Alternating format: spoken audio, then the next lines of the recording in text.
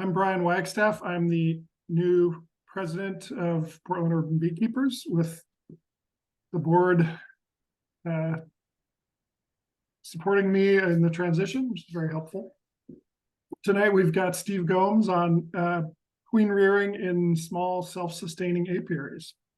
So let's get started. I just want to remind everyone to support Pub for a $25 annual membership. It's a great deal.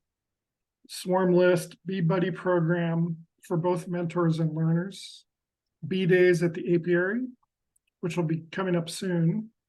A library with Katie Fackler as librarian for the books, and equipment rental for stuff that you'd rather not spend money on. We have a packed schedule thanks to Brian Fackler this year for the whole year. Next month, Mandy Shaw is going to be talking on swarms and swarm prevention.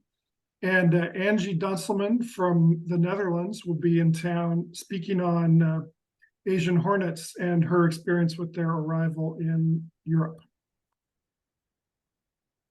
So it should be a good month, and send your speaker suggestions to the president. We'll forward those on. Another reminder about Bee School for the beginning beekeeper.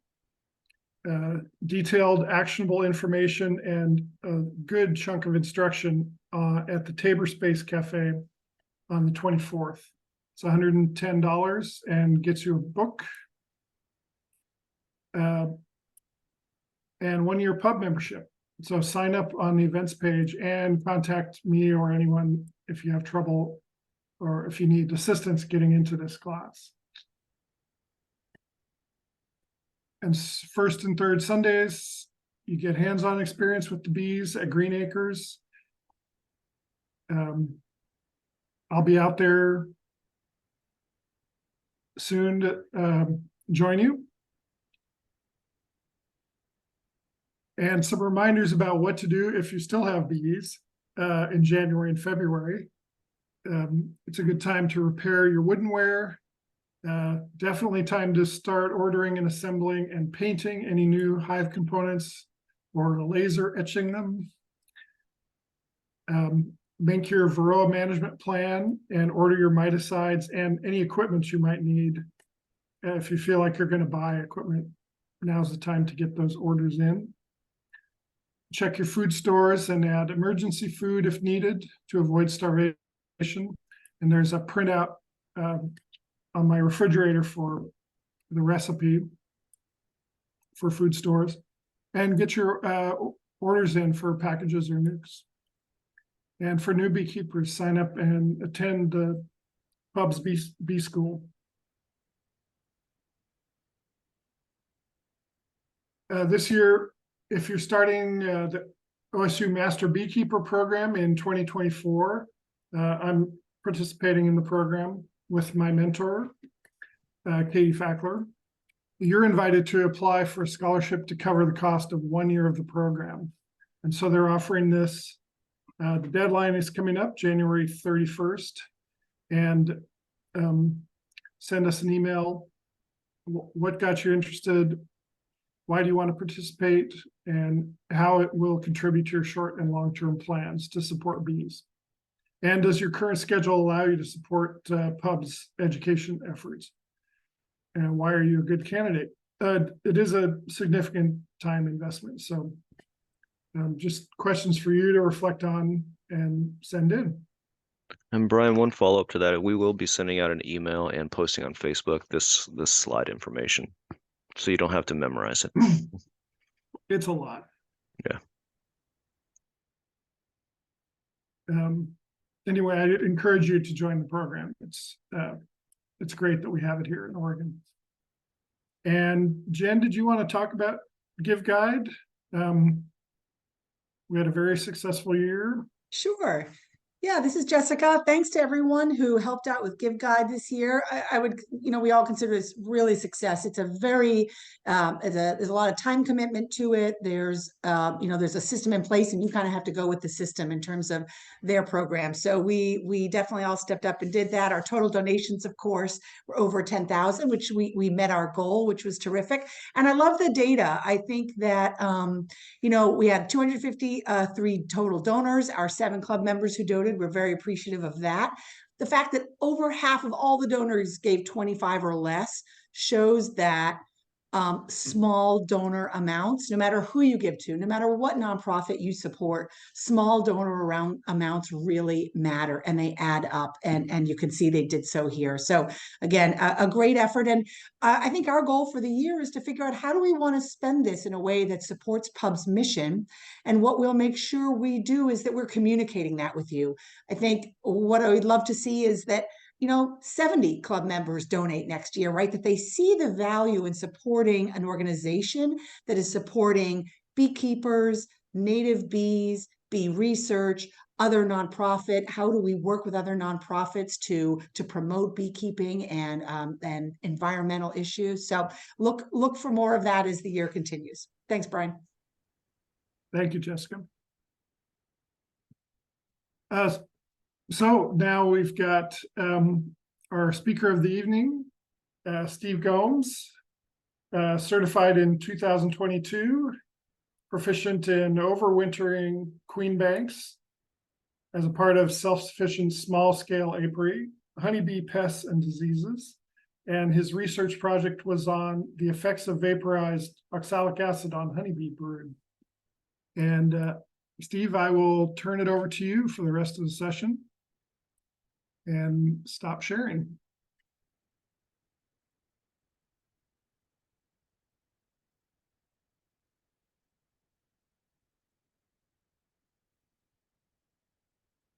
Okay, you are the host now, Steve.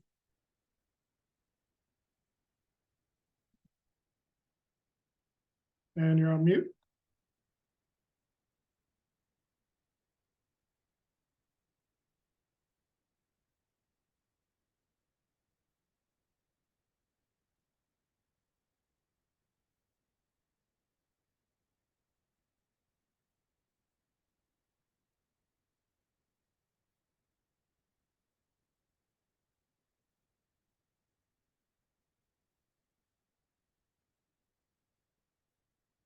Still on mute, Steve. Got a dirty finger that's helping me mouse. Can we hear me now? Oh yeah, you're good. All right.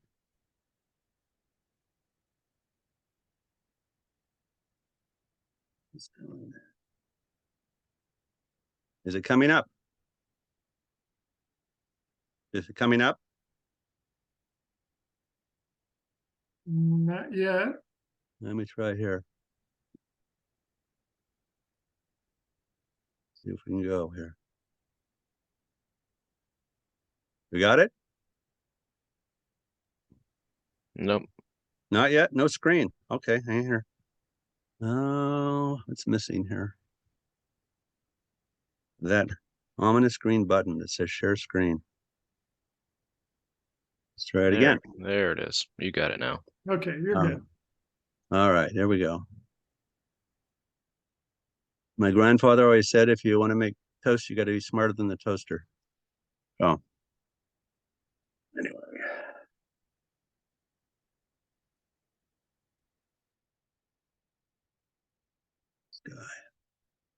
There we go. Okay.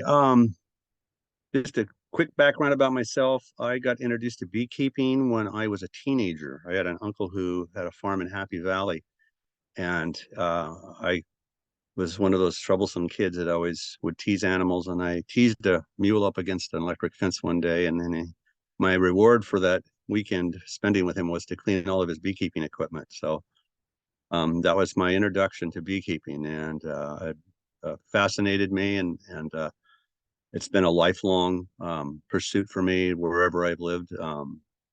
I've had bees in one way or another. I had a sideline business out in Boring for several years. I pollinated cherries and caneberries, and was an ORSBA member way back then, and then I kind of fell out of it and had a career as an electrician and a technical consultant for about 40 years. And in the past 15 years or so, I've gotten back into it seriously. And that's my story. I got involved with the Oregon Bee Project also the same time that I got involved in the Master Beekeeper program. And that was a real interesting journey for me. It opened my eyes to native pollinators and their plight and the interaction between current day apiculture practices and the native pollinators that are present. We're really fortunate in Oregon to have both of those programs under the same roof and have some fantastic people heading them up. If you're interested in the Oregon Bee Project, please get involved. I remember my first day in the taxonomy lab. There was myself and I think and one other person there that were beekeepers, and we were almost scowled at because we weren't purists in the sense with native pollinators. But it was a good thing that we were there because we could lend a perspective about beekeeping and that they weren't aware of, and then we were also made aware of the native pollinators. So there's a sense of collaboration, I think, in Oregon, which is very unique. And I'm glad to have been allowed to be part of both of these programs. Anyway, what I'm going to present is a little unconventional. I have kept bees through tracheal mites, into Varoa, you know, the numerous things that have happened since the 1970s, basically, to bees. And what I'm really interested in is answering questions that will allow a small scale beekeeper to be able to get a handle on the disease and the vitality issues that we're having with our colonies. So some of this may be very controversial. It's some work that I've done personally and I have collaborated with some other people on, but I'm tossing my hat in the ring here. You've got a member, Ryan, I think you know who I'm speaking about. He reads a lot of research articles, produced a really good slideshow on thermoregulation. I like it when young beekeepers get excited and get involved and dig into the research. And I've really enjoyed having conversations with Ryan online and seeing him grow out and do presentations like the one he did recently with Dewey. I think we need more of people in the residential sector, especially, to step out and to do a lot of this. We have a lot to offer, and hopefully what I'm going to present will help maybe head some of you in that direction if you're interested. So, all right, here. First question you might want to ask is, why would you want to raise queens when you can buy them? There's a lot of reasons. For me, you'll get more fully developed queens that have not had their initial laying cycle and pheromone development interrupted by collection and shipping. When you think about what a commercially reared queen goes through, I mean, most good queen rearers will keep their queens in the nukes for 21 days. Some of them less. How do we know that? Because they say so. But there's more and more research that has found that really isn't long enough. You know, I don't like disturbing the queens that I produce, and I minimally keep them for 28 days. I find less rejection because of that. There's less stress on the queen because she's not being removed and replaced. You think about what she has to go through, being pulled away and put into a strange colony and having to deal with all that. It's got to have some impact on her productivity and her longevity in some degree. You'll get better locally adapted queens best suited to your locale, and you may also get some mite-tolerant bees. And this has been my experience. And over time, the drones that you produce by rearing your own queens will be an influence on the genetic makeup of the local honeybee population. Drones are the bearers of the genetic material of each colony. And if you're getting good characteristics and you're allowing drones to be produced, that genetic information is going to be cast into the other bee communities around you. that they can reach. You can also control when you requeen. If you're making your own queens, you can decide when you want to do it. Speaking about Ryan again, he ventured out into the queen rearing world and did really, really well at a first time round. I think he had excellent takes, and his queens are doing well from all the communication that I've had with him. You will save money, learn a lot about honeybee reproductive biology, and that will make you a better beekeeper. It'll raise your awareness of what's going on in the colonies and help you manage your bees more properly, more effectively. Your nuke building skills will greatly improve. If you make queens, you got to have somewhere to put them, and to allow them to mate, and you'll get good at making nukes out of whatever resources are around. And the bottom line is, it's a fascinating thing, and it's not terribly difficult to do. I would encourage everyone to take a crack at it in one way or another, and share your experiences. And you will definitely benefit from it. And you may have some queens to give away and share, and all of a sudden you'll discover you're not being held hostage by the big queen rearers, as far as availability. There's a lot of options. So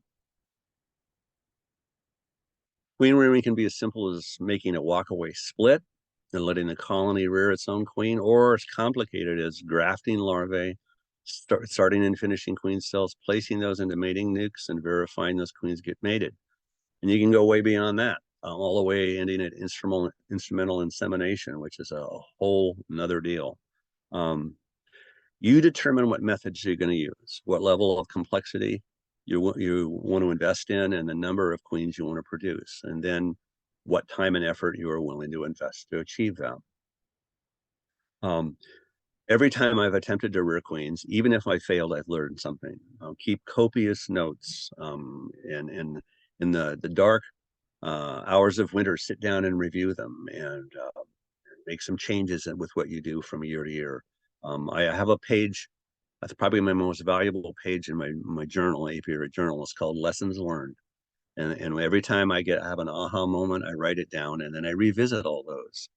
And it helps me proceed with clarity. Please know that what I'm going to present is an overview only of my approach to rearing queens at my small home apiary. It's not exhaustive. I'm not going into great detail. There are many different methods available to achieve queen rearing success. So do some research. I've got some research resources at the end that you can investigate with. Each one of these aspects on its own can be a separate presentation. There's so much information regarding this. So do some research and find out what works best for you. Talk to people that have been rearing queens, hunt down Ryan and say, hey, what did you do? How did you do it? And see if that will work for you. But don't be afraid to ask questions and to try things. My annual goals for rearing queens in my home apiary are: one, I don't want to purchase any bees or queens from outside of my local area. And we can talk about that as we go along. I produce generally from 30 to 60 queens, and these are coming from feral survival genetic lines. And I do this to supply local beekeepers. This last year, I think I gave away, at the end of the year, I had an incredible take rate, and everything mated, and I had virgin queens to give away. But anyway, that's, I want to be able to supply queens to local beekeepers. I want to achieve something. And when we get to the end of this discussion, there's a statement by Randy Oliver in 2014, which I think is very appropriate. And it kind of calls us to do this, to be able to resolve some of the problems that we have. I import swarms from local feral survival colonies to build genetic diversity. That's where I get my genetic diversity, is from local feral colonies that have survived on their own. As much as possible, I've minimized feeding syrup and pollen substitutes. One, it costs money. Two, the natural food is usually the best. When I give them a choice, they usually go for the natural food. And I am not against supplementing at all. Don't get me wrong. But I try to be strategic. You can't predict when you're going to have a pollen dearth all the time or a nectar dearth. So you do have to feed, but what I try to do is be conservative with what I take from the colonies and try to leave as much as possible. It's just less work for me in the long run. I'd rather leave 50 pounds of honey on a colony than have to go through a couple, 50-pound sacks of sugar to get them that same point, in the time and the money that it takes. I try to recycle my brood, honey stores, and bees within the apiary throughout the year for maximum efficiency to achieve different things. And I am continually monitoring the colonies to determine which ones are successfully and effectively managing infestation on their own, primarily with Varoa, but other diseases also, and while successfully overwintering. I don't believe in not watching diseases, not testing. I think that's a dangerous thing to do. For starters, you have to track the progress of the bees over time. You've got to know what's going on inside that colony, what stage of reproduction they're at, whether the drone population is increasing or decreasing, what the worker population is doing. But the only way you can do that is by testing. So I'm a strong believer in testing. Whether or not you choose to treat is another story, but testing is definitely something that needs to be done by everyone. It's responsible husbandry. My theory on achieving mite tolerance, what I want to do is I don't want to have to spend all that money on treatments, and I don't want to stress the bees if I don't have to. And so I do a lot of testing and I watch. And so here's my take on Varoa and mite tolerance and everything, all the research that's being done. And this is not set in concrete. This changes over time as new things are revealed. Good science is always digging and evolving. So anyway, I think Varoa is here to stay. I don't think we're going to eradicate it. No way. No one's gotten rid of mosquitoes, and they're more pernicious. So Varoa is highly adaptable. It'll be present despite our best concerted efforts to control it.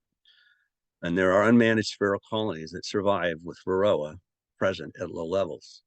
I've seen them. I've more than once. So restoring optimal colony vitality should be our goal, not eradicating Varoa. We've had speakers talk about nutrition and stresses on colonies. And I think these, along with the presence of pests and diseases and viruses, are all stressors on the bees. And looking at the whole picture and managing those things together, I think is going to be the answer. There's no single silver bullet solution. There's a variety of factors that operate synergistically. And together, those will yield optimal effect to minimize the impact of Varoa. Every location will have its own particular set of factors. Beekeeping is very local. And I think if you've been at it long enough, you definitely know that. You can talk to somebody. I can talk to Ryan across town, and he's talking about ivy blooms. And I'm going, man, I wish I had some of that where I'm at.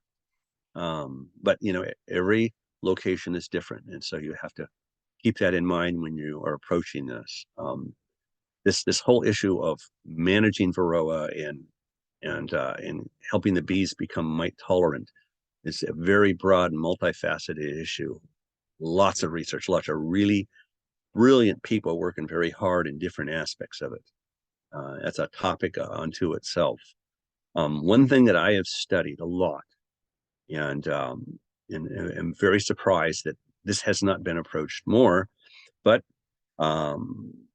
money is where the research goes typically. Who's going to fund the research, and that's a tough issue. Commercial wax supply that's used to manufacture the foundation that we use is laden with chemical residues, stuff from 10, 20 years back. A lot of the coumaphos and fluvalinate and things of that sort, they're lipophilic, and so they're attracted and they concentrate in the waxes. And there's enough research evident now that we know that queen and drone reproduction can be affected by these residues. And so my question is, do I need to use the foundation? That's the question that I asked. And so I said, why don't I allow bees to make their own comb? They do it, in feral colonies. And so I did some testing. I gave them full plastic with a wooden frame with plastic foundation, wax, and then foundationless frames. Almost always, without an exception. If there was enough nectar available, they would go to that foundationless frame and start building a comb out on it. And it wasn't always in the right position, but they seemed to like to have that space and to do their own thing. And I thought to myself, well, if I don't have to buy the foundation and I don't have to put it in, and then I don't have to cut it, wire and do all that sort of thing, I said, that'd be kind of nice. I don't have to do any of that. And so I investigated foundationless frames and talked to some people that use them extensively and learned a lot about how to work with it. And one of the myths is that you can't extract foundationless frames. They'll fly apart and everything will be a mess. Not true. I've been doing it for probably about 15 years. It's just the condition of the comb in the frame. If it's been nailed down by the bees on at least 3 sides, and it has been tempered by the bees. Brand new wax is very fragile, as you well know, but the older wax that has been used and worked on and has had propolis in it and other agents put in it, it becomes hard and tough. And I've had very, very few of them have any problems in an extractor. The issue with foundation is that earlier on in history, there was a push to improve bees. Red clover was and is a cover crop and a forage crop. And it was, how do we get European honeybees to pollinate this crop? Their tongues aren't long enough. Only the Caucasian bees at that time had long enough tongues to be able to successfully do that. So there are people that pursued improving bees by enlarging their body size. And what they discovered is if you can make foundation and make it bigger, the bees will actually end up becoming bigger. And so where we've ended up is today we're using 5-millimeter diameter cell foundation primarily, except for drone comb. But if you look at feral colonies, and this is specifically at the brood nest, because bees will vary the size of the cells that they make over quite a wide range. But if you get into feral colonies, what you'll find is that those brood nests, if these have been on their own for several years and been able to make their own comb, they regress and actually go back down to their natural size, which is anywhere from 4.4 to 5 millimeter.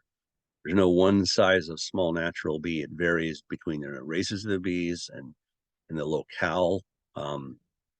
Anyway, there have been morphometric studies done between Africanized bees and European bees, and they've noted there's some differences in size there. Anyway, these smaller cells make smaller bees, and those develop in a shorter time span. If you look back in the literature, towards the early part of the 19th century and after that slightly, there was a lot of documentation. And what we found is that the cell sizes, these sub 5 millimeter cell sizes, were commonly measured. And the time span that these bees develop in was not 21 days, as we use as common knowledge now, but 18 and a half to say 20 days. When you get down to that time range, you're getting into the viability of a foundress mite being able to make even one daughter inside of a worker cell. If you think about this is interesting, because the Varoa is drawn to the drone brood, more attractive to them. And the reproduction of the Asian honeybee kind of reflects this. The workers are emerging, they're developing in a shorter time span. And the reproduction of the Varoa is concentrated primarily with the drone brood. So based on other people's experience and also on mine, if you let the bees return, let them regress, and that's what this is called, regression, to their natural cell size for your area that you are in, this can be a benefit. It's not the 100% absolute cure, but it definitely has an impact from what I have seen. So I've been regressing my bees over the past several years more intensely. It's not easy to find foundationless frames, but there are people out there that are making them. And instead of paying $4 to $5 a piece for a frame with foundation, you end up paying about $2 for a wooden frame, and you don't have to deal with foundation. So there's my take on that. So you kind of know what direction I'm headed in. The biggest thing about queen rearing is you have to understand and adhere to the reproductive timelines that are going on inside the colony.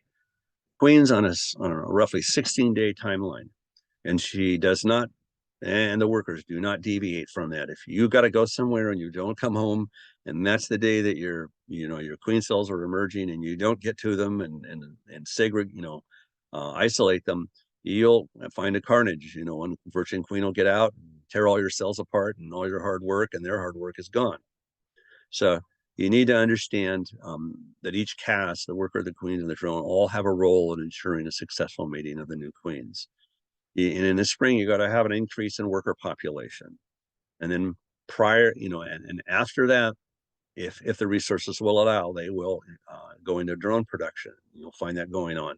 And finally, those drones all have to be sexually mature and fly into the drone congregation areas as they begin to make virgin queens, and those leave and make mating flights. So there's a sequence of events that has to take place in each locale for successful queen rearing to happen. This is a Hambly honeybee dial, and it's kind of a neat all-in-one sort of device that you can use to help you remember when things are happening in the cycle. It's got stuff printed all over it. It's fairly expensive, but if you haven't done this and you need to have a handy thing on hand, it's a good tool. I've recommended it to quite a few people that are getting started. But there's online forms that you can fill out that help you track the cycle of your queen rearing. But you got to do some homework, and you got to learn about this, because if you don't, you'll have a lot of frustration. So into my home apiary, back in August, this is what it looked like. I have 7 8-frame colonies, 6 4-chamber, 8-frame mating condos, and those all get consolidated into an overwinter queen bank in October. And then there's 6 5-frame nukes, and those get placed on top of full-size colonies to overwinter. And all of my equipment is in medium boxes and frames. I like having one frame that I can move anywhere if I need to. I don't use any deeps at all. My body likes it better too, because they're a whole lot lighter to have to lift. But anyway, this August to October is the time that I'm making preparations for the next year. And so I'm assessing the strength of my colonies. I'm equalizing. I'm doing mite testing. I'm gathering up my last batch of queens. But anyway, this is a kind of the process that I'm going to explain to you here that I go through to take them from this late summer into the winter condition. So in preparation for the spring. So I assemble my overwinter queen bank out of all 6 of those mating condos. I'll show you how those are made. Those are custom built by myself after a lot of tinkering. Anyway, there's 6 8-frame mating condos. And in this particular instance, they were divided into 2 4-frame sections. There's 2 little nukes, new little mating nukes per each one of those boxes. And those are from queens that were developed in August. August is pretty much the end of my queen rearing season. That's usually when we get into pollen dearths and nectar dearths, and it's a real tough time of the year to raise them. Occasionally, we'll get a really nice August, and you can pull it off if you're brave, but that's usually the last batch, is the ones that get done in August. And at mid-October, these colonies have 1 or 2 frames of capped brood and a good population of bees. Those are the diatinus winter bees, and 1 or 2 frames of honey and pollen. And these are the resources that I use to create the overwinter queen bank. And this is my 3rd year that I've actually done this. This was the missing piece for me. I ended up with queens and having to give them away, and now I can actually hold mated queens through the winter into the following spring, and then help people that have high queen problems that can't get queens from the queen producers. So here's the process. I go to each one of those mating nukes, gather up the queens, put them in a roller cage, and I put them in the incubator that I have overnight. And then so all of those little mating nukes become queenless. And the next morning I get up, there's my incubator, my base of my incubator with the queens in those individual roller cages. And then what I do is I transfer those to the JZBZ cages that you can see down below. And those little pieces of wood dowel plug up the candy portion of those cages. They don't need any candy in the winter. And actually, it's easier to deal with them if you don't put it in. But anyway, those all go in there. And I keep track of which ones came out of which nuke, so I can kind of track where the queens go.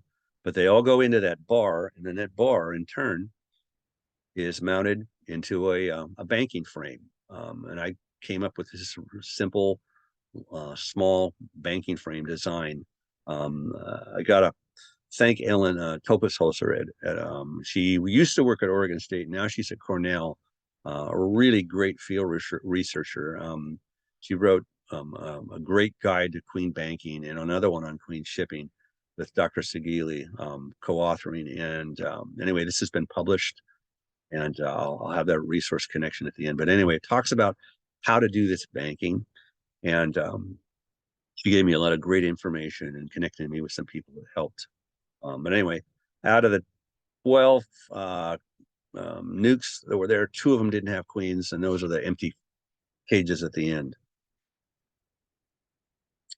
Take that, you can notice there's writing on a frame in the very center that's the banking frame that goes in there. Those bees that are now queenless in those little mating nukes all get gathered up, and I sort through the frames. I put all the brood together. I build a brood nest out of that, and I have pollen on the outside, and then I end up putting the frame right in the middle. And so we have this queenless hive taking care of a frame of queens all mated.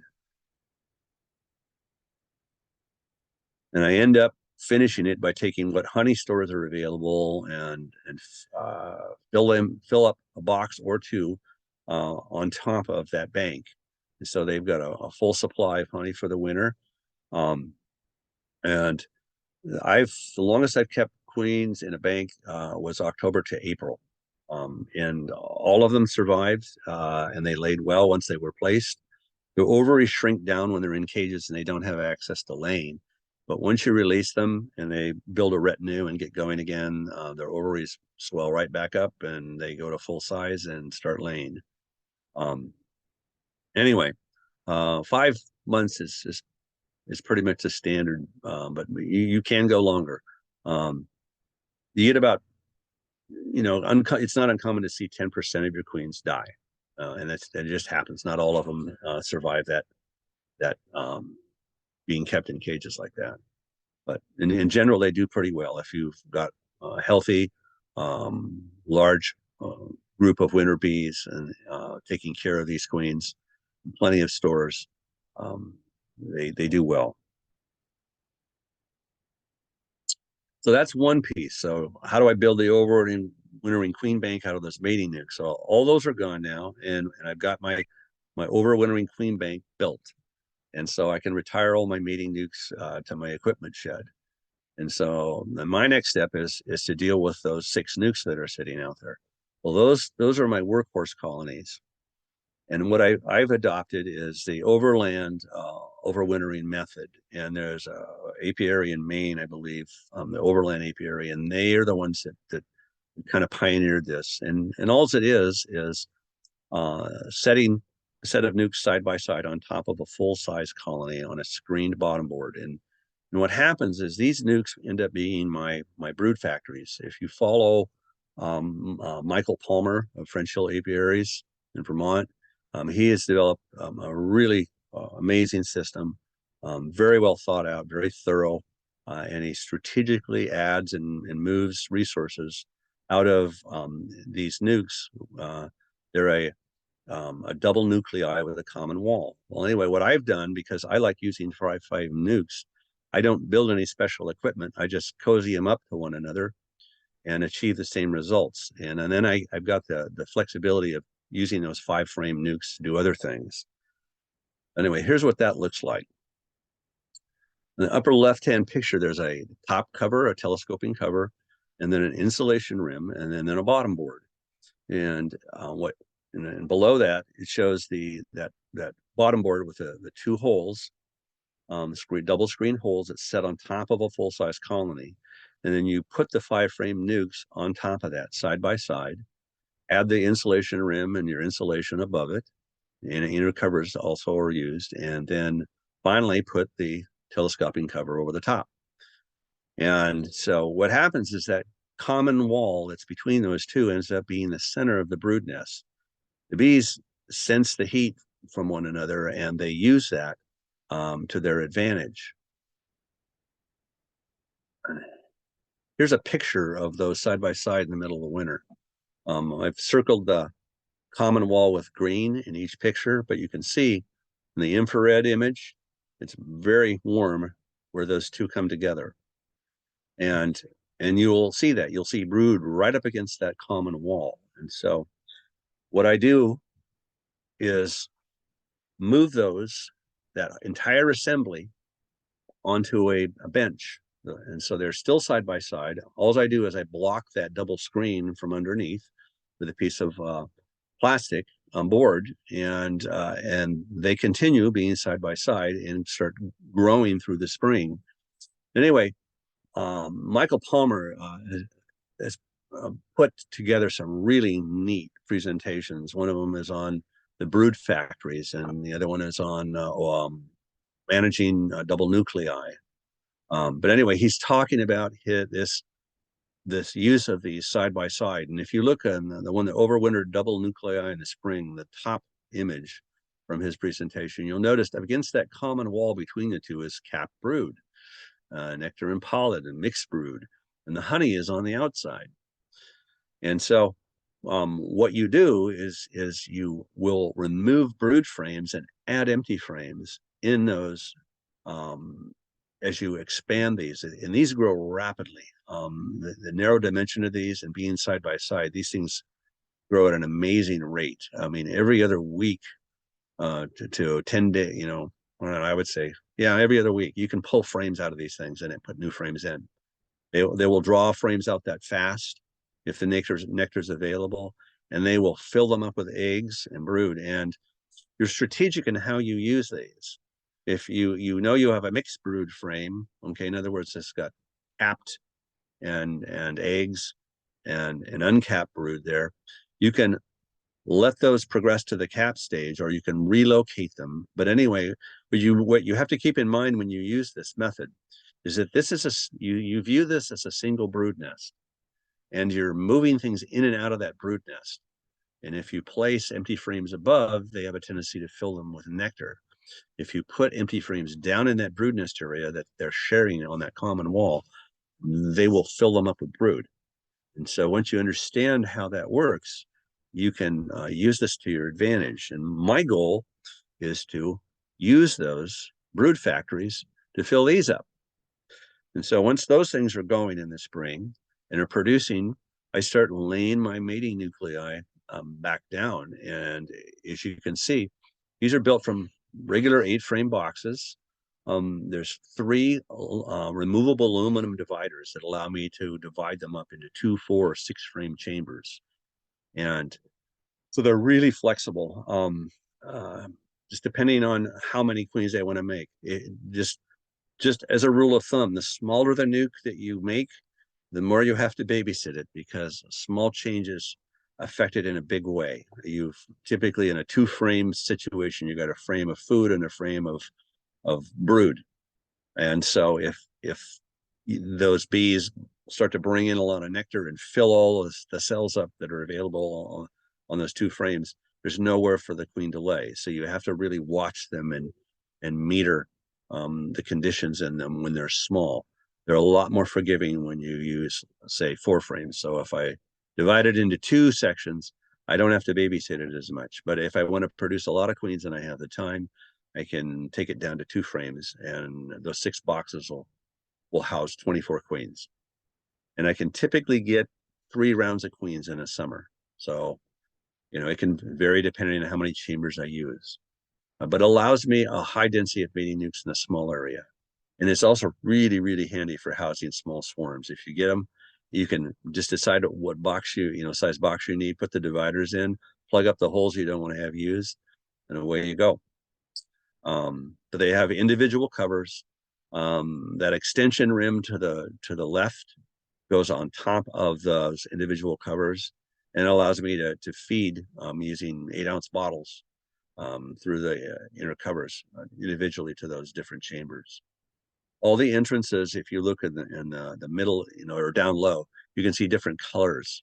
Those are the individual entrances. There's 2 on one end and 2 on the other end, and they're all uniquely colored. And so I can alternate these boxes on a bench and help keep the queens oriented to the right box in the right location with those colors. Don't usually have very many problems at all with the queens getting back to the right place. Anyway, you can put them pretty much up against one another side by side. So you can get a lot in a small space if you need to.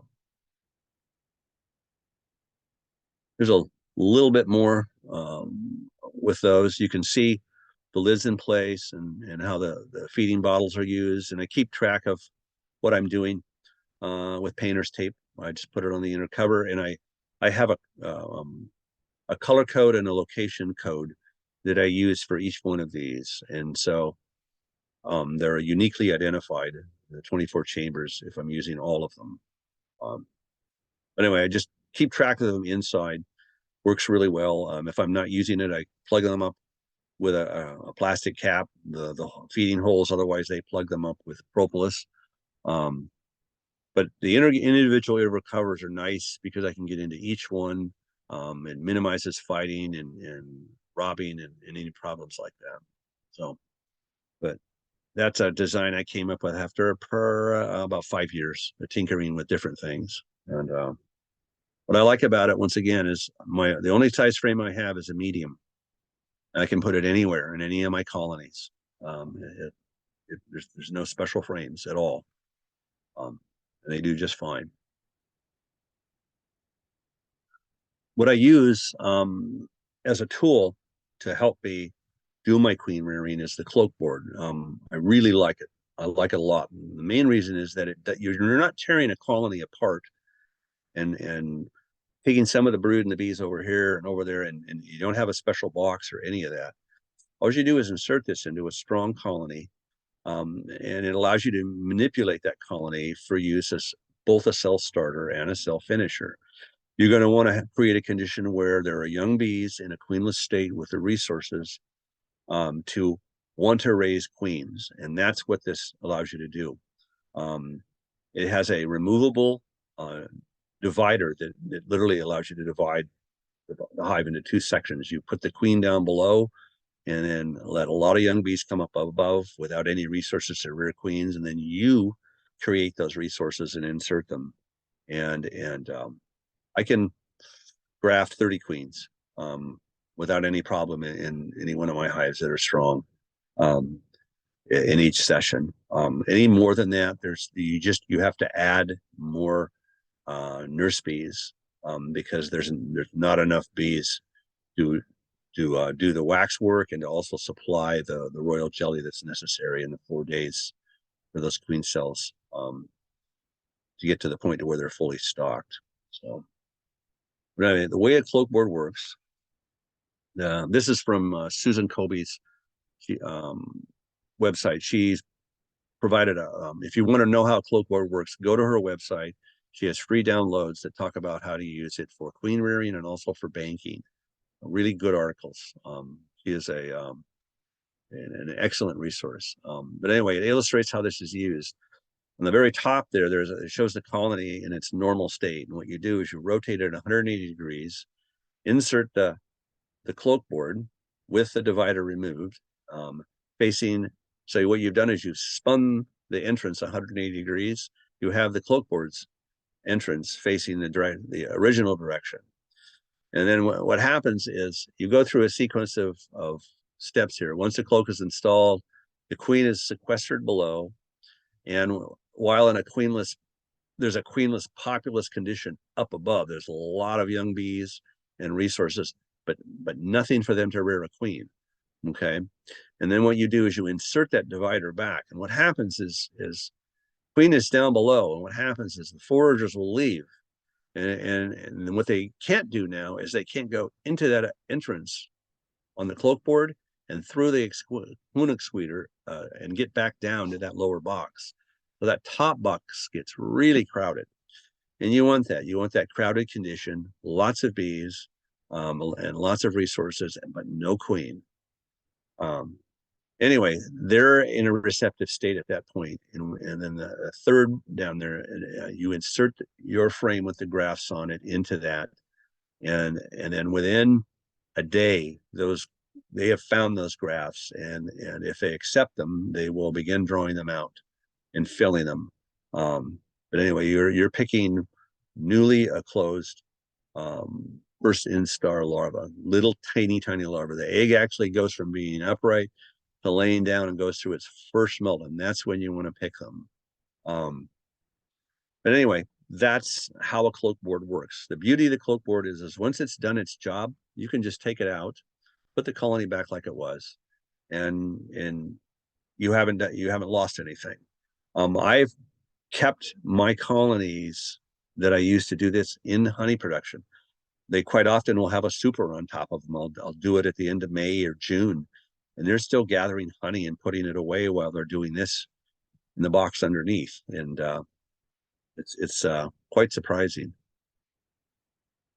Did I have that one here? Let me go back up one. Yeah, over on the right, that picture, all those bees hanging underneath there. There's so many bees in those upper two boxes. There's not enough room. And so that's what you want. You want that overcrowded state, but that's what the cloak looks like when it's installed and running. So with the divider in place. So anyway, here we go. So final piece of this is grafting. I like to do a little method. I've used the Nico cupularve. If you can't see eggs, it works pretty well. There's some, it's basically a cassette, and it has a pattern of a foundation on it with intermittent holes. And what you do is put a cup on the back side of those holes, and you sequester the queen in this device and leave her in there long enough for her to lay eggs in those cups. And then you allow the bees, allow those to develop into larvae, and then you move them and reposition them onto a bar like the one that's shown over here on the left. The Doolittle method is direct grafting. You pick the queen that you want to use for your genetic material, and then you find day-old larvae, or younger, as young as you can find them, and you graft those into these cups, and that's what you insert into the colony that you have the cloak board on, and you leave them in there for a 24-hour period, and you get back in and you check them, and you can see the top bar. All of them are developed, and I think I don't have 1, 2, 3 of them on the bottom didn't take, if I remember right. 3 or 4. No, it was actually 3. So 3 out of 30 didn't take. So that was a pretty good take. But anyway, these are after 24 hours. That's how much wax they've built, and those cups are full of royal jelly. They absolutely stuff them, and that's key. You want to have a lot of feed for those new larvae to develop. Anyway, so that's in the tools that you don't need a lot of tools to graft. A nice magnifying headset, glasses with a light on it. I think you can get this one for like $25 something on the internet, and even with my old man eyes, I can see those eggs pretty good with that. So, and then a Chinese grafting tool is what I use, and then I have just strips of cotton cloth that I keep warm and moist, and I cover up everything I'm working on so it doesn't dry out, all the brood and the grafts that I make, but you just bring a frame inside, brush the bees off with it has the appropriate sized eggs. You leave it in front of you. You have that grafting bar. And there's a great number of videos online that you can watch to learn how to graft. And I try to have a queen rearing workshop once a year on there. And I know that Portland Metro holds it, and just if you can get with somebody and get some experience grafting, it'll take a lot of the mystery and the fear out of it. It's a good thing to learn to do. So I have added an incubator to my equipment. And the reason I like that is that it allows me to free up the equipment outside that I would have these cells developing in. Once the cell is capped at the ninth day, all you're doing is you're keeping it warm and at the right humidity level. Nothing else has to be done to it, other than making sure that all those cells are isolated by the end of their development. Because once again, if a virgin gets out, she can destroy everything real quick. She'll run around and open up all those cells, and all that hard work will be gone.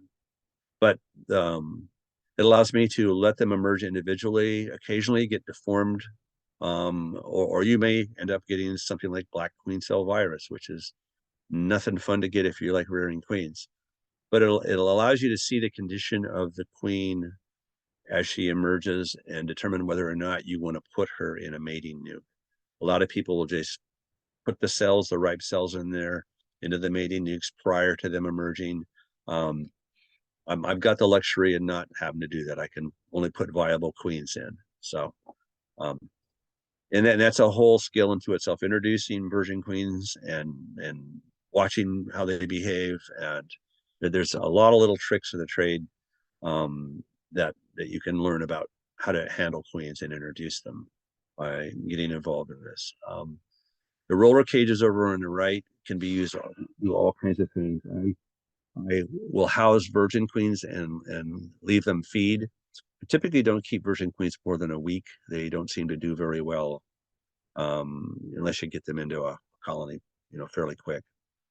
But you can use these roller cages to hold queen cells. And I just use a plumbing cap is all it is that fits over the top of that. It holds everything into place. So, but the other apparatus on the roller cage to the right, those are made to hold queen candy, and the lids have little voids in them that you can put water in each day to feed these queens. So you got to babysit them once they're out, but it allows you to hold them for a reasonable amount of time without having to have a colony doing that.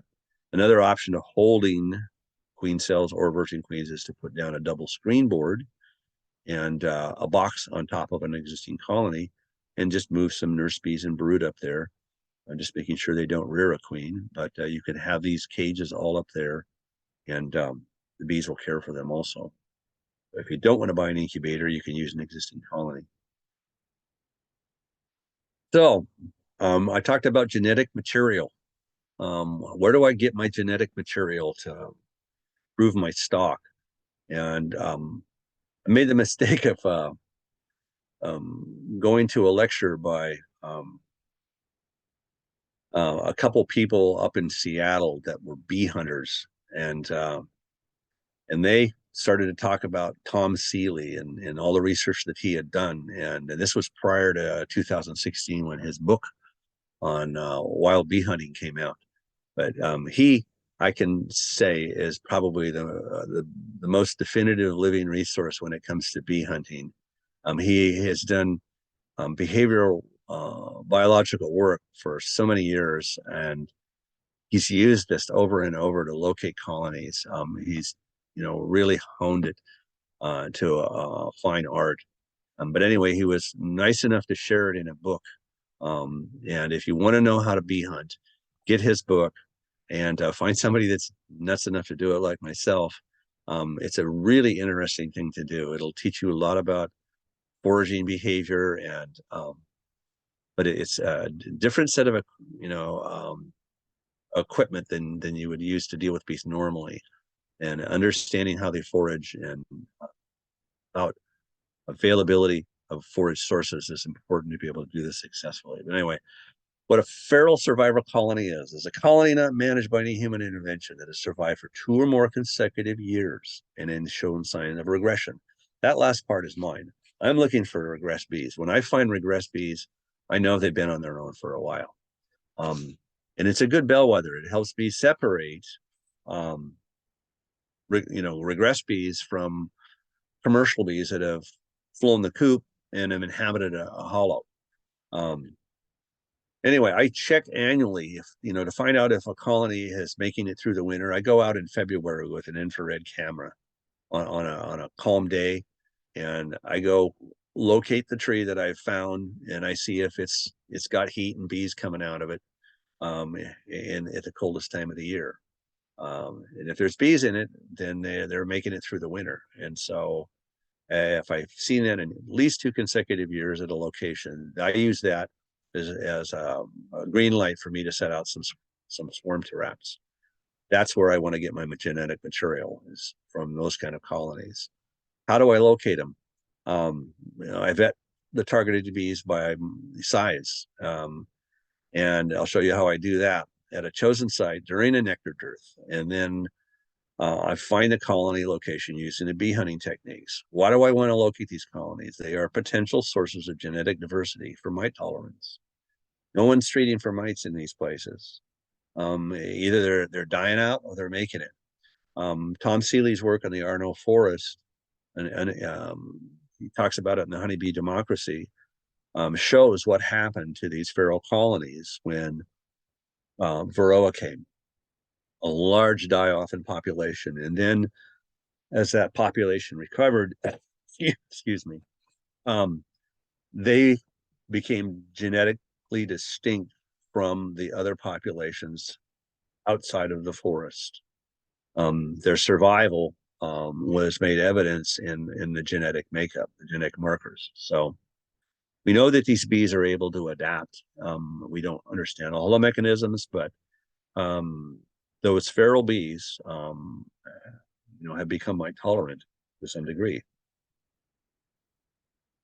This is a bee hunting equipment. This is just a few of the items. It's an ancient art. It predates beekeeping, actually. To find bees, to do anything with them, you had to find them. So that little box on top, it's about 3.5 by 3.5 by 8 inches. It's got doors that open at each end. One end is open. One end has a piece of clear plastic over it. And then there's a sliding divider that allows you to sequester bees in either end. You use that to collect bees off of blossoms, and then also to feed them your anise-laced syrup. And that's another thing that Tom Seeley discovered, is that bees love anise oil. It is the best oil to attract bees, and he used it extensively during his many years of research. And it does make a difference. You put a drop of that on a bait bottle, and it's amazing how many bees find it. Not just honeybees, though. Every bee in the area loves it. That little yellow card underneath there has a tape carton for electrical tape in it, and there's some cotton batting underneath that, and then a piece of wire mesh on top of it. And then atop all of that is sitting a 2-inch by 2-inch square of old dark comb. What happens is you will find bees that are on a floral source, and then trap them using the open end of this box. And then you open that slider up, let all the bees run up to the light end of the box that has the plastic on it, push the slider down, and then put this piece of comb inside the box, close it all up, and then pull the slider up, and then cover the box and leave it for 5 or 10 or 15 minutes. And what happens is those bees will find that piece of comb that has that anise oil laced syrup in it, and they will hang up on it.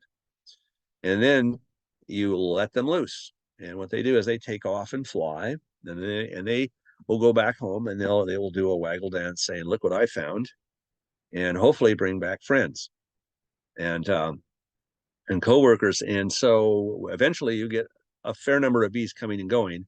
And then what you do is you capture them and mark them individually with queen type marking pens on their thorax and abdomen areas uniquely. And then you start running a time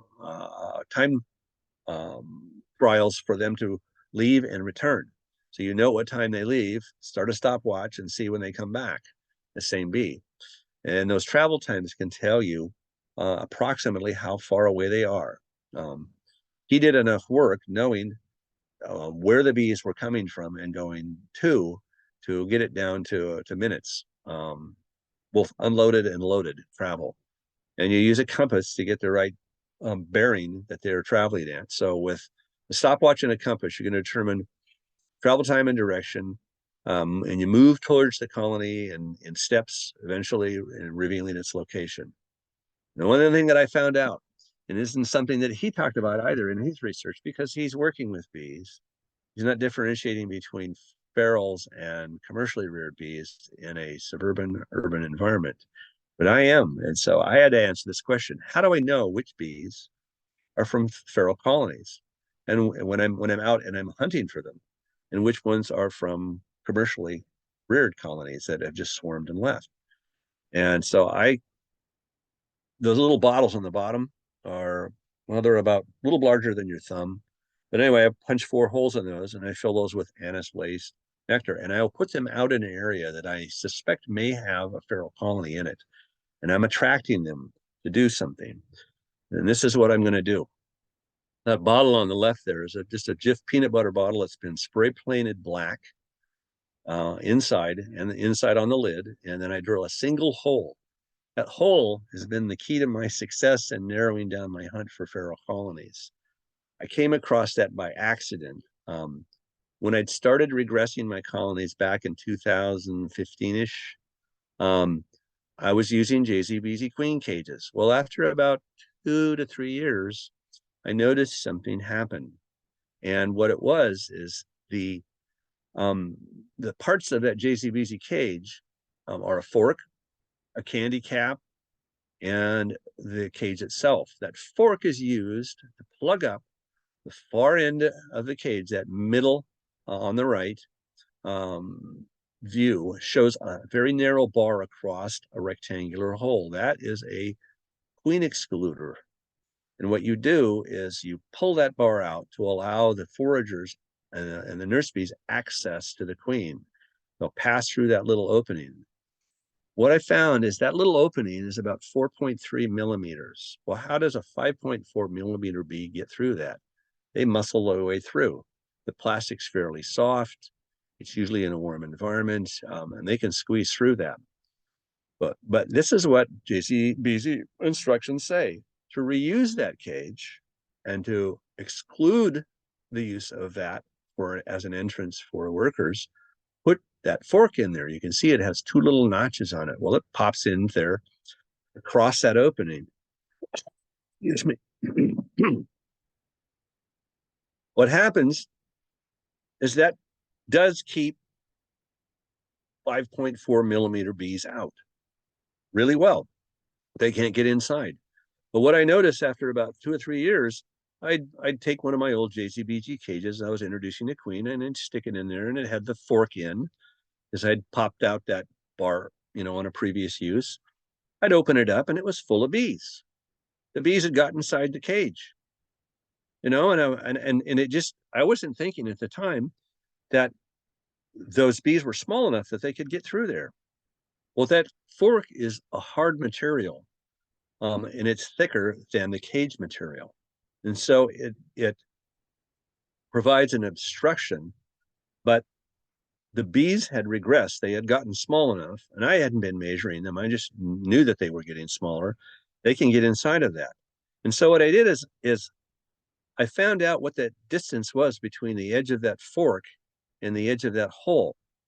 And then I started to play around with different size openings, because the lid of that jar, that vetting jar, is hard plastic. And they can't squeeze and push their way around that. They have to literally be able to fit through it. Anybody guess what size that hole is? If 5 more millimeter bee can get through a 4.3 millimeter flexible hole, how large of a hole do I have to make to get a sub 5 millimeter bee? It turned out to be about 4.75 millimeters was the sweet number. If I go back and I lay out those little vials on the bottom in an area during a nectar dearth or shortage in the spring or late summer, and I attract bees to it, I can go up and I can scoop up a bunch of them off those jars, those bottles, into that jar, and screw the lid down and just set it down and watch it. And if I get bees coming through that hole, I'm pretty much assured I'm looking at regressed bees. If everybody is trapped inside, I'm pretty sure that those are a commercial swarm. that is inhabiting that cavity, and I'm not interested in them. And sometimes I'm wrong. And sometimes, occasionally I'll come across some larger bees that can't get through that hole. But I would say confidently, 9 times out of 10, the bees I collect that, that I try to capture that come through that jar, those end up being bees with the traits that I'm looking for. So that's a piece that I have not seen anybody else use. And my wife said, "Why are you going to share that with them?" And I said, "Because I want everybody doing this. I want everybody looking for feral colonies, because there's a value there, and it's fun to do. If you want to go bee hunting, let's talk later. Let's set some bee hunting field trips up and go do it. But anyway, this vetting jar is for detecting regress workers. It's painted black inside with a single hole.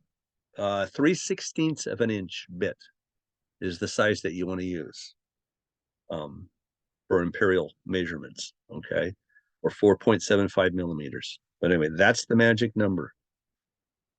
The other cool thing is if you're working in your colonies and you think you have regressed bees, take your vetting jar out there and throw a bunch of nurse bees in there and put the lid on it and watch it for 5 minutes. You'll get your answer right away. And what I've done is I've just gone in and just counted out like 20 or 30 bees, and then counted them as they came out to see what percentage of them are regressed on the brood comb. And it's fun when you go in there and you look and you see larger bees and smaller bees and medium-sized bees. There's quite a variety of them as the cell size changes over time. Anyway, once I get that information, once I've put out my bait bottles, captured some small bees, and then done my bee hunting to find out where the colony is, I set out my bait hives. My traps are constructed from 8-frame deep boxes. What I found is if I use bigger boxes, I had a tendency to attract larger swarms from commercial colonies that had swarmed. For some reason, the feral bees seemed to like a little bit smaller box, and so I came onto a bunch of these 8-frame deep boxes that are around 35 liters instead of 40 to 42 liter size, and they seem to like them better. Anyway, that's just my experience. Small semi-permeable plastic vial with a lemongrass oil inside is stapled to the inside of the box near the entrance to attract scout bees. You want more information on how bees act when they're looking for a new home during the swarming season? Read Tom Seeley's Honeybee Democracy. It's a fun read, even if you don't want to do it. It'll help you understand so much more about that behavior. I put 6 foundationless frames and 1 old comb frame inside of it. The reason I use the foundationless frames is I want to know what kind of comb they're going to build. And if I think they're regressed and they're getting out of the bottle and they end up building comb that's less than 5 millimeters, I know I've got the real deal. It's really interesting to do that, to go through that process. The first time I did that, and I'm going, is this actually working? And it's repeated itself over and over and over. I used to put out 7 swarm traps a year in various places. Now I maybe put out 2 or 1 if I find a good spot that I think I can get some good genetic material off.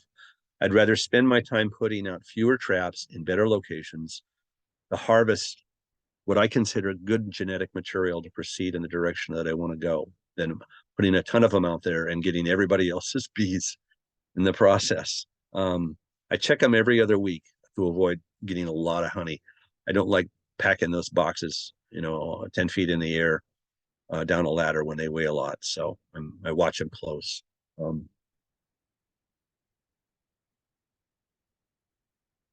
Here's, I guess, the final take on this. Has this approach generated results? Since 2016, I've noticed a reduction in the worker cell size, regressing from the 5.4 millimeter standard foundation size down to about 4.8 in my brood nests of all my established colonies that are regressed. And did this by gradually introducing 4.9 millimeter foundation, which is available from a few sources. And then finally going to foundationless frames in the brood nests. 25 to 30% of my established colonies do not require treatment. They go through winter and survive. The Varoa levels in them are low. They hover around 1%. Most of the time when there are no drones present, it drops lower than that. The reproduction of Varoa seems to be concentrated on the drone brood, which is what I would expect. But there's something else that you have to keep in mind. If there is drift or robbing going on in your area, you may have bees bringing mites to you. So you may have, and I had this happen, I think 3 years at different times, where I couldn't figure out, my Varroa levels were going up, and then I go out and I'm watching and I've got robbing going on. So I covered up one of the hives and I started to catch some of the bees that were attempting to rob. And sure enough, they had like 10% infestations, 6%. They were packing a lot of Varroa with them. And those Varroa were using that to their advantage to get into a new colony. The other thing, and that's this picture to the left, and this is really interesting, is an increasing number of these colonies are showing uncapping, recapping behavior. It's a known VSH trait. What happens is the bees can sense at the pupal stage that something isn't right. They can smell, and then what they'll do is they will open up these cells. And if you look at inside these cells, you'll see the faces of the pupae. They're in there. The antenna, they're not chewed down, they're intact. Notice how the rim of the cell is really tidy and kind of, tucked up in the air. It's not ripped open. It's been opened carefully. And what they'll do, and I've gone in, I've had this going on in my observation hive about 4 years ago, and I wondered what it was, and then I started to read and find out. And then I've seen it more and more in my other colonies, but you have to get in at the right time because they'll uncap them, and within a day, you go back to the same frame and you're looking for them and they're capped back up. And they look slightly different when they're capped, when they recap them. And after a while, you can spot the ones that they have done this to. But you don't always see it. And that's the interesting thing. Once you have seen it and you know what to look for, then you'll notice it. And then you're going, aha. And I'm seeing this more and more. At first, I just saw it in my large production colonies, but then I started seeing it in the mating nukes, a lot more so over the past 3 years. So, but anyway, that's what's going on. I'm seeing that. And some more observations. These colonies shut down brood rearing sooner when a pollen dearth occurs. Excuse me. Like in summer, late summer, they can, I don't know what it is. They seem like they can anticipate it. And I'll get in there and I'm going, oh, they're shutting down. What's going on? And then all of a sudden we'll get, there's some indicators out there that I think they're picking up on that we're not attuned to. And they just stop brood rearing. They'll just pull back and wait, and if that's the end of the season, and then that is it. But they don't expend the resources as much as I see in commercial stock. They're just a little bit more frugal. They build up later in the spring, usually about 2 weeks, 1.5 to 2 weeks. It's like the first time I noticed this, I'm going, they're going to be late. They're going to be late. Excuse me. But then we get a cold snap, or it'd keep raining, and they hadn't started up. And then finally the weather breaks and starts to change. And then they do start and they take off like gangbusters when they do. But it seems to extend their honey stores. They're not getting caught and starving out as easily as unadapted bees that aren't from this locale. I don't restrict drone brood production in my colonies, and I have anywhere from 10 to 15, sometimes up as 20% total of brood nest comb is drone comb. But I don't let it stay in the center. I move it to the outside, and I also move it up into the honey storage area. I leave them a frame or two in the brood nest out on the edges. As long as you leave it there, they seem happy. The moment that I take it away from them, they build it again. I don't know what it is about it. They want to have it. They may not be using it for drone production, but there's something about having that drone brood comb in that brood nest area or out on the edges of it that they think is necessary. So I'm not going to fight about it. They can go ahead and do it if they want. The nice thing about that is when it's being used for drone production, I can get into those frames and mark them specifically, and then I can dig out some of the brood and look at it to see what's going on as far as Varoa production. So it's a handy tool for me to do that. Dewey recently talked about paying more attention to drone brood in the spring versus worker brood, and I think that's, you know, that's very, very true. They focus on that for sure. They're smart and resourceful, and so watch your drone brood, know where those frames are, and manage them. My queens aren't replaced by their workers as often. I didn't see supersedure. Most of my queens are kept for 2 or more years, and they produce just fine.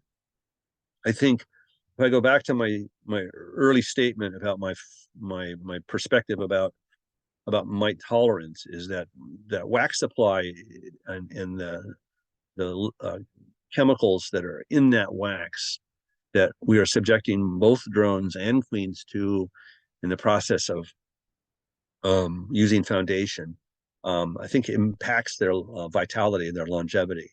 And I know there's been research that's been done in this area, and in ongoing research. But anyway, if I don't use that foundation, I don't have that problem, and my queens seem to be lasting longer and not having any problems with supersedure as much as other people that I talk to. My oldest queen to date was 5 years old, and I retired her. She was still laying eggs. I had her in an observation hive on her 5th year. But anyway, the winter brood nests are more compact and they're more frugal with their honey stores. I don't have to have as much honey on the hive. The cluster is smaller. I mean, my cluster is in one medium box. I overwinter in 3 mediums, and the top 2 are full of honey, and the bees at the end of the summer and the fall are all down in that bottom box. And they come out in the spring just fine. Excuse me.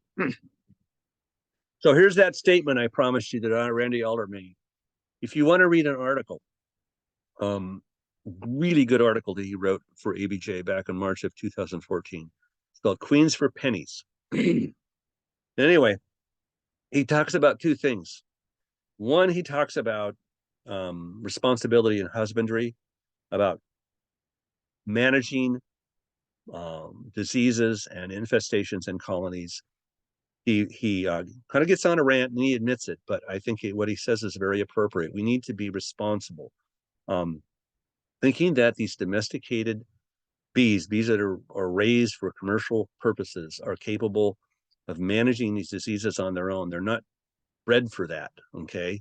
And so we need to be responsible. We need to manage those diseases as beekeepers. We need to have good husbandry practices that keep those things in check and don't allow them to run amok and become disease sources for the rest of the beekeeping community around us. But anyway, this statement, this one right here, is the one that really,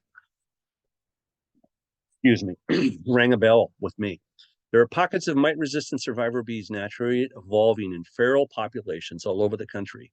Anyone tells you all the feral colonies are dead, they haven't been looking for them. They haven't. They're out there. There's more than you can think. Anyway, these are an invaluable resource. We need to propagate them. This can be done most effectively away from areas with a large influx of domesticated bees. I disagree with him there. I'm doing it in a suburban area, and there's a lot of domesticated bees around me. Creating an opportunity for the recreational beekeepers of local clubs to work together with each other and with nature to facilitate this natural evolutionary process. I will write more about this subject in the future, and I've bugged him to keep doing it, and he hasn't yet because he's busy and has other things. But for now, if you have a hive that has indeed survived in good health without mite treatment for more than 2 seasons, please raise queens from that bloodline and sell or share them around your local beekeeping community. So, just a little history on Randy. Over the past several years, he has been rearing a line of treatment-free bees out of his own stock. He's talked about it on and off at his presentations. When I first told him about what I was doing, he goes, "What do you see?" And I say, "Uncapping, recapping behavior." And he just smiled at me. And he goes, "That's what I'm seeing too." And so this is a common trait. And I've done a fair amount of reading now. There's, excuse me, research that's been done on, I believe, the bees in Norway. There's some population of bees up there that are showing this behavior also, and are tolerating mites. Anyway, more than one area of the world where this has been seen and documented. And so if any of what I presented here has raised an interest within you, consider moving in a different, yes, this is unconventional direction, then check into these following resources. Don't be afraid to do some homework and to read about this. I've spent a lot of time reading, and the more I read, I realize the less I know. And there's a lot of uncharted territory here for both us to experiment with and for research to investigate. First resource, Tom Seeley's Following the Wild Bees. Great little book, delightful book, I would say. Very, very full of information. He's a great writer too, by the way. So, second book is kind of a off the road book. Ed and Dee Lesby have been raising, or I should say, Ed's passed away, but Dee is still doing it. Bees down in the Southwest.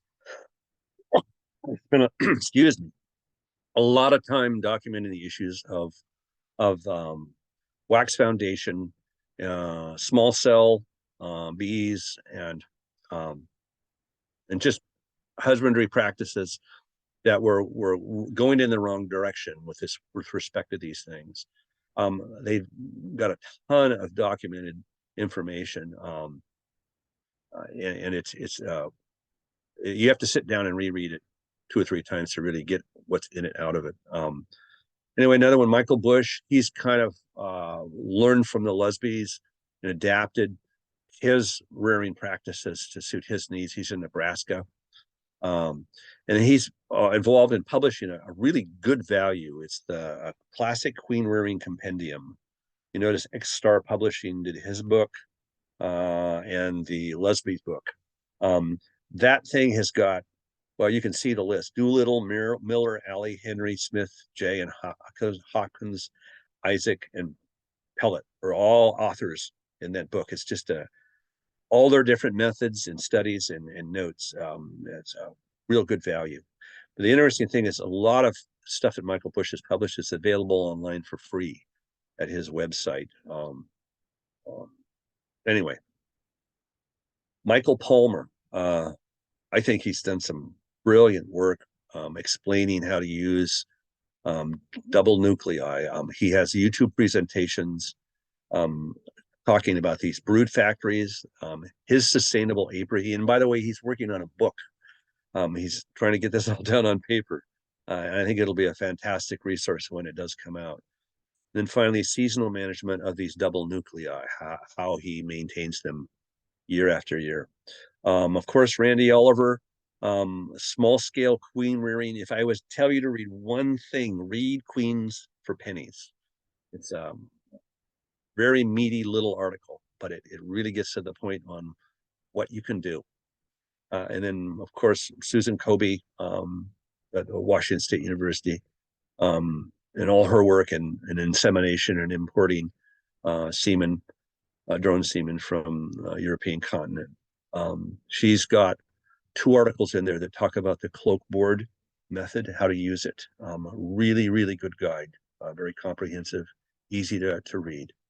And then finally, bragging up our local folks, that brand new guide to honeybee queen banking by Western SARE. It was funded by a number of agencies, U.S. National Food and Agriculture Progress Project, APIS-M, and OSU, all all four of those collaborated to make this available. Ellen and Ramesh did a really good job on this, and brought a lot of different people with a ton of experience together to help define the best practices for queen banking. Don't be afraid to try it. If you've got an extra colony and you make some queens, it's not that hard to do. It really isn't.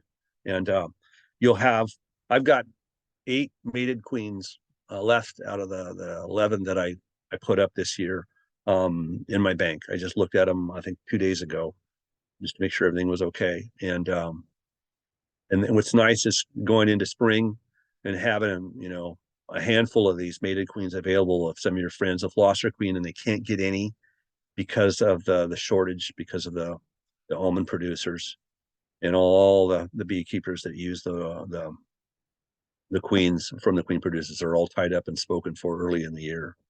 It's nice having a little pile of mated queens on a local level that you can use to take care of problems and not lose colonies. So, but my goal is to find people that are interested in doing this and amongst the different clubs and collaborate and what I think it'd be really cool is if we can change the genetics of our local bees by doing this. And one of the tough things is that the importation of commercial stock, it's a real problem because we were talking about open mating.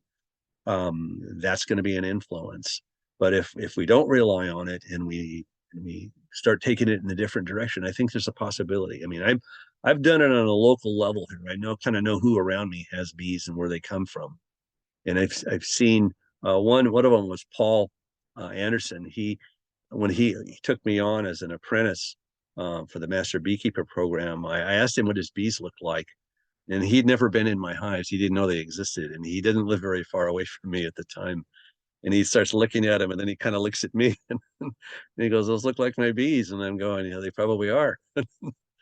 But, I know that I've been influenced. I give away queens regularly. And like I said, I don't limit my drone production for the same reason. I want to influence the local genetics. So anyway,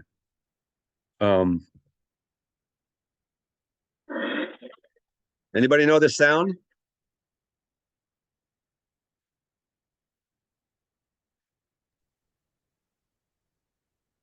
Steve, we do have a question in the chat. They want to know what they do when they uncap and recap with the larvae. Are they somehow killing the mites? Boy, that is a good question. I've been reading more up on that. The people that are researching it, I think that have the best answers are the ones that have attempted to rear mites in the laboratory.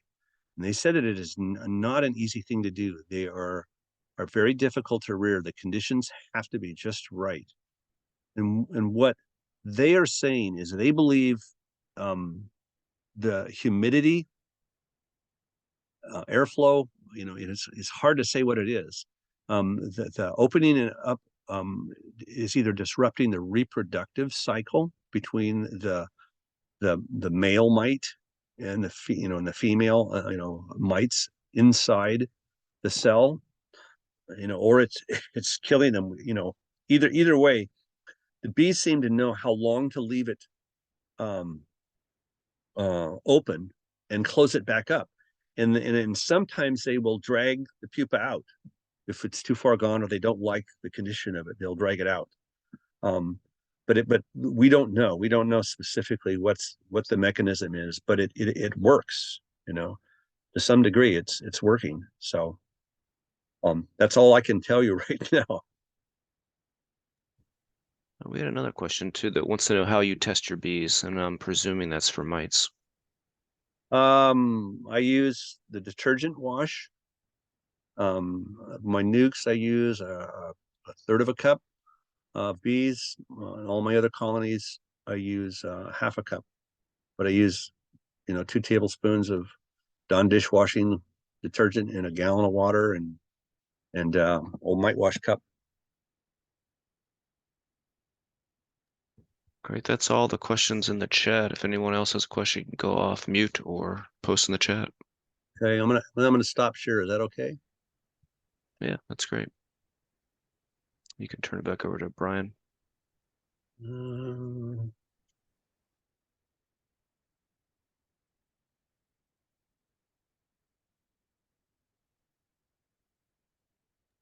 We do have one more question for you in the chat that says, she has a colony that's keeping mites at bay, but I don't want to graft my own queens. Is there a way to more easily produce new stock? Is it walkaway split adequate? yeah. Take some, make sure that they're, healthy enough. They have enough brood on their own.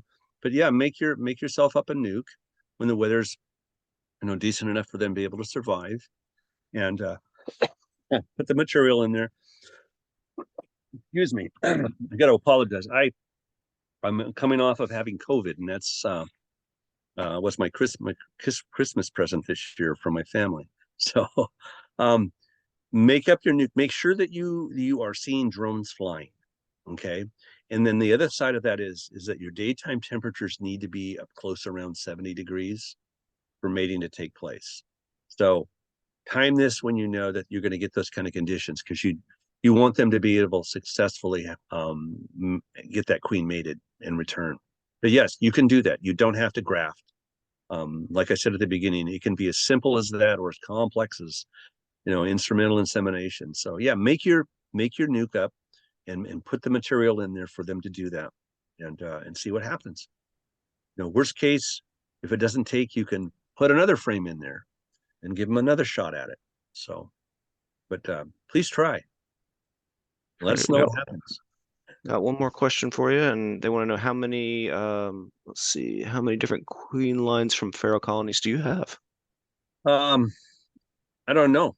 I don't identify them as lines. I'm specifically looking just to collect feral colonies that have survived 2 consecutive winters and that are showing regression. When I find those 2 things, then I collect them, and then I observe them while they're building comb, and I also will see what's on them. I will inspect them for mites. I'll hit them with OA vapor and see if anything falls off. But tip, I'm getting to the point now where I can look at the bees and look at the comb that they're building, and I can tell you pretty much. I early on I had an experience with a large redwood tree in Hillsboro. The City and Parks Recreation Director called me and said, we've felled this tree and the wood's going to be used to build a play structure. We found that 40 feet up in this tree was a colony. There was this garbage can sized cavity in the middle of this huge trunk, and it had bees in it. And this was quite a few years ago. But anyway, it was interesting looking at the comb. I still have pieces of comb from that. Some very, very small brood nest comb, but unfortunately the colony got damaged when it got cut down and dropped and all that kind of stuff. But I even tried harvesting some of the brood out of it and bees, and they were all coal black bees to light gray, beautiful bees, very, very different than what I'd ever seen. But they lived in their own little world up, 40, 50 feet in the air in this huge redwood tree that got taken down. And but that was my introduction to those bees. So, any other questions? Got a comment that someone uses the Miller method Yes. to do without grafting. Any comments on that from you? I've, like I said, there's a lot of different ways of grafting, and in whatever works for you in your operation and your situation. I mean, like I said, some people can't see eggs in tiny larvae, and so the Nicocupular larva is a really good way if they want to get as close to grafting without actually doing it, and select the queen. And so there's lots of good tools out there, a lot of really, really cool stuff, and good information and videos showing how to do it. So Great. I don't see any other questions. okay. That was a very fascinating presentation, super informative. Thank you. All right. Well, thank you so much. You are the first club to see it. So thank you for letting me use you as a guinea pig. And so if you have any further thoughts or comments, please let me know. Really appreciate the opportunity. So, Thanks. all right. We'll see you all next month for another fascinating presentation in person. Thanks, everyone.